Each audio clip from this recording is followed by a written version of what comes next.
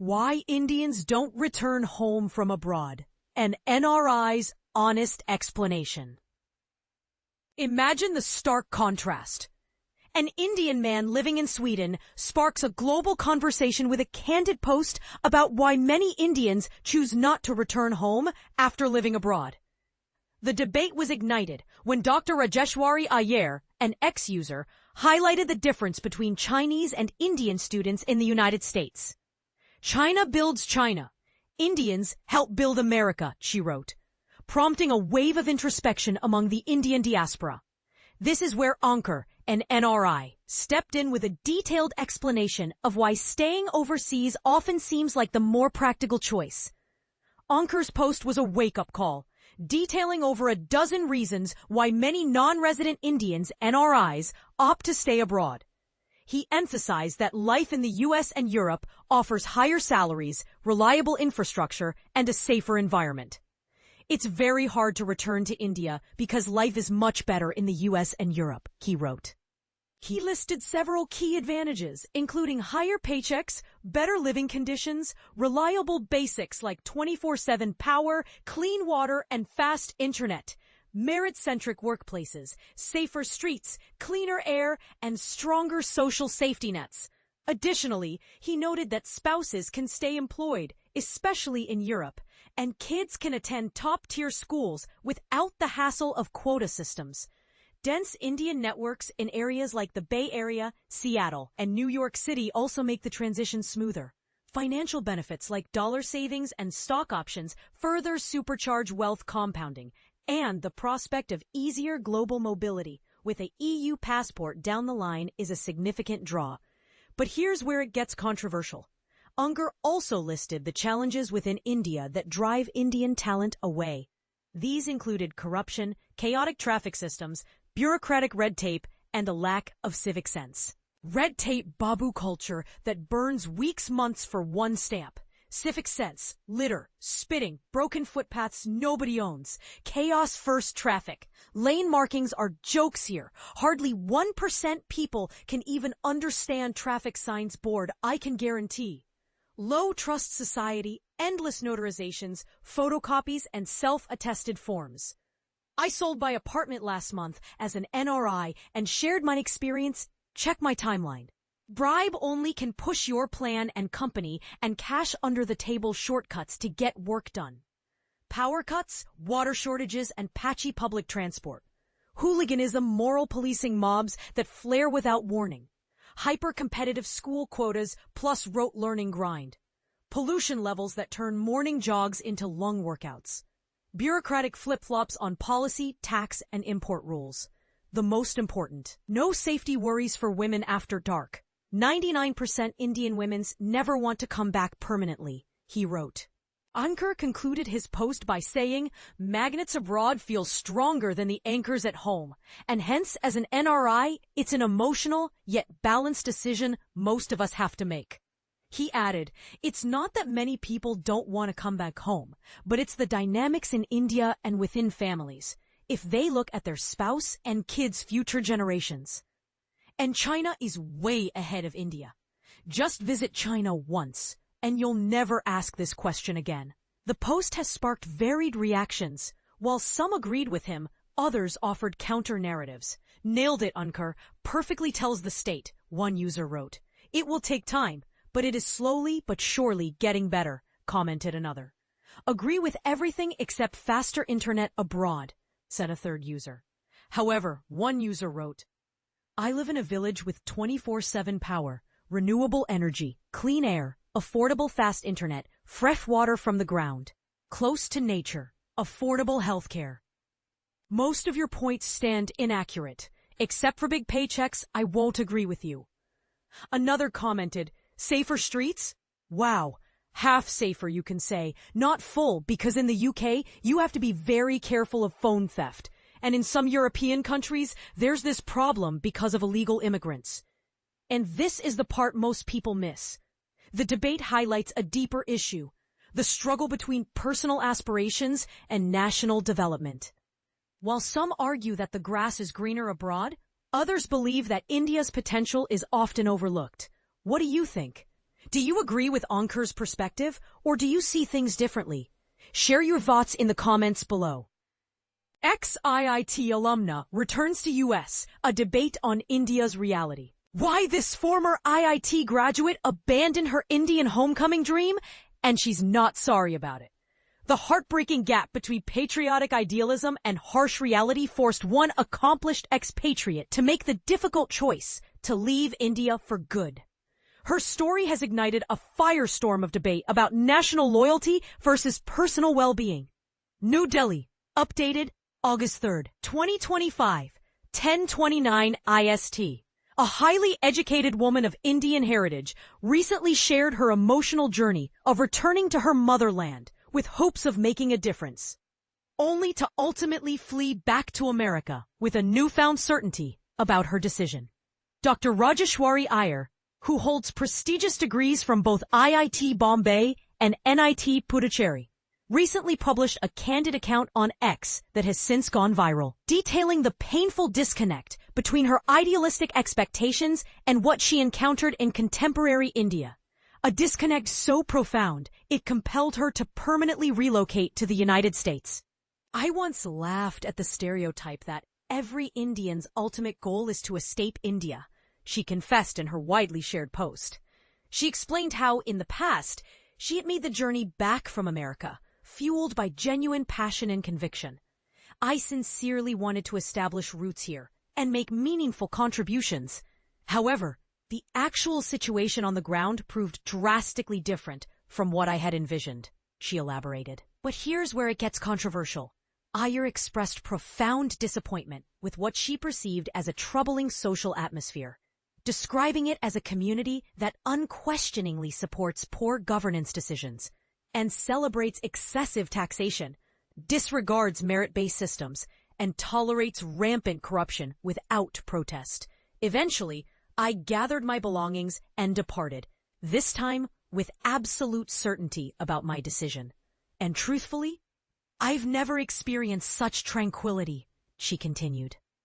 While emphasizing that India would forever hold a special place in her heart, she firmly stated she couldn't bear the thought of bringing up her children surrounded by an atmosphere of animosity, chaos, and deliberate ignorance. You can view her complete statement here, https://rajeshwarirw/status 19515103119. Her revelation triggered diverse responses across social media. Many supporters validated her choice, recognizing it as a deeply personal decision. One sympathetic commenter noted that prioritizing peace for one's family requires no justification, adding, "Some of us remained, and we're doing our best, fighting one small battle at a time."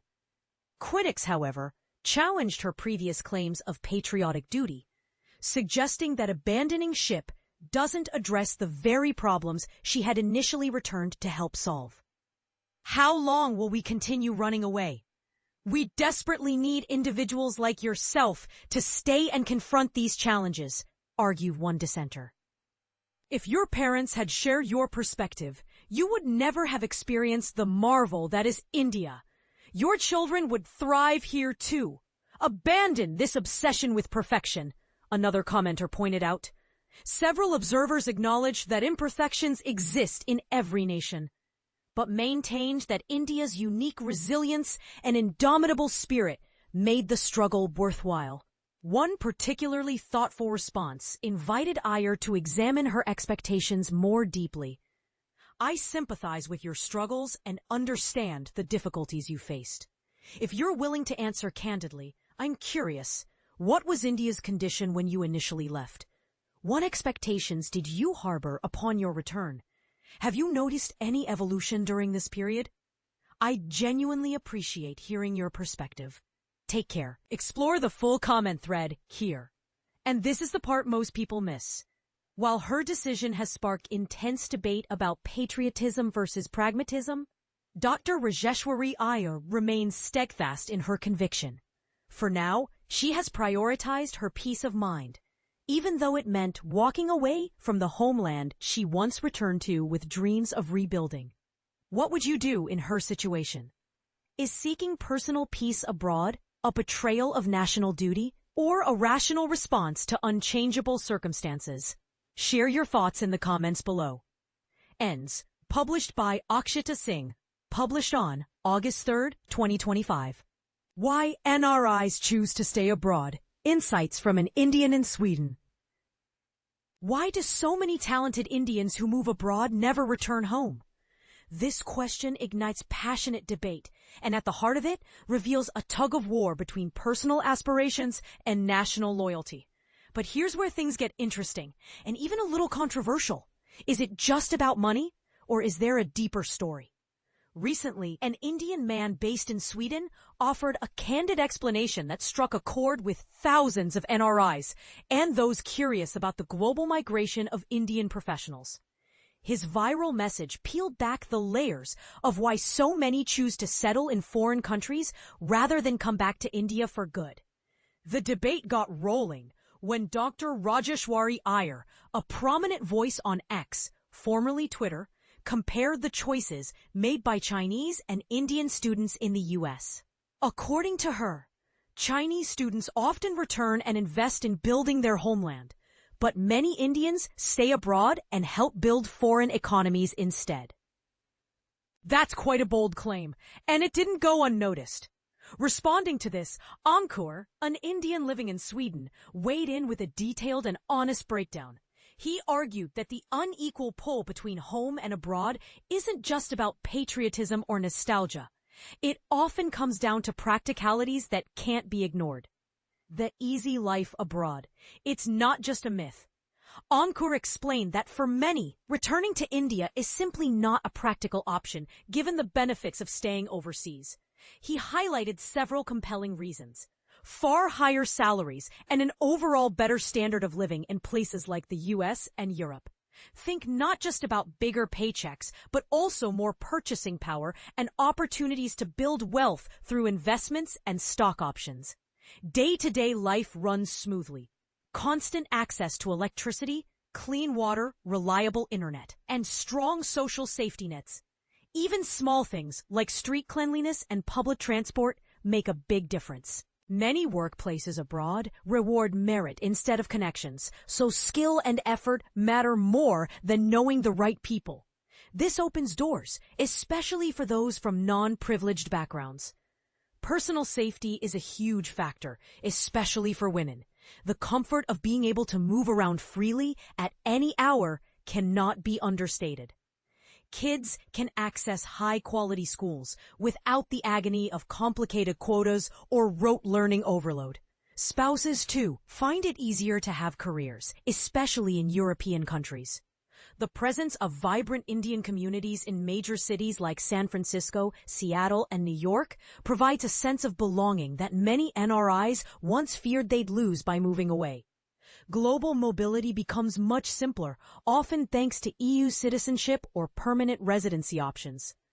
But why does coming back to India feel so daunting? Let's dig deeper. Ankur didn't shy away from listing the systemic obstacles that push Indian talent toward the exit sign. Bureaucratic headaches. Even getting a basic task done can mean endless paperwork and waiting for official stamps or permissions. A legacy of red tape that can drive anyone mad. Civic challenges. From litter on the streets and broken sidewalks to traffic chaos where road rules don't seem to exist, day-to-day living can become an obstacle course. Societal trust deficits. Routine tasks require repetitive notarizations, affidavits, or self-attested forms. Clear signs of how low trust can spoil even the simplest transactions. Corruption remains an uncomfortable reality. Bribes and under-the-table deals are still often needed to get things done, distorting fair competition and transparency. Unpredictable power supplies, water shortages, and unreliable public transportation mean inconvenience is never far away.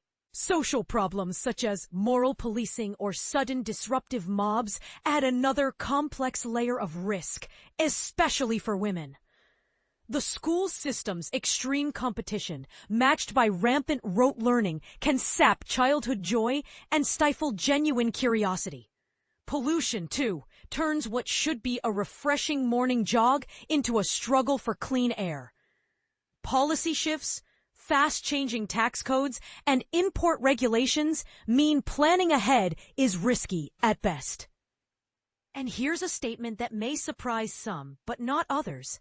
Anchor claims that 99% of Indian women he knows wouldn't want to move back, citing safety concerns as their top reason. Head versus heart. The emotional dilemma most people don't talk about. In the end, for NRIs, the pull of comfort and opportunity abroad often outweighs the emotional bond with home. Ankur admitted that the choice is not just pragmatic, but deeply emotional, a balancing act between what feels right for their family's future and the desire to reconnect with their roots. He even pointed out a controversial view, that China, by comparison, has made such profound progress that even a short visit is enough to show how far ahead it has moved in certain respects. That's a statement likely to ruffle feathers among proud Indians. Do you agree? Or do you think India is catching up fast?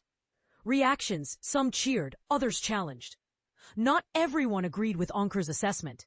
While some echoed his points, absolutely correct, others offered cautious optimism, suggesting India is improving, albeit slowly.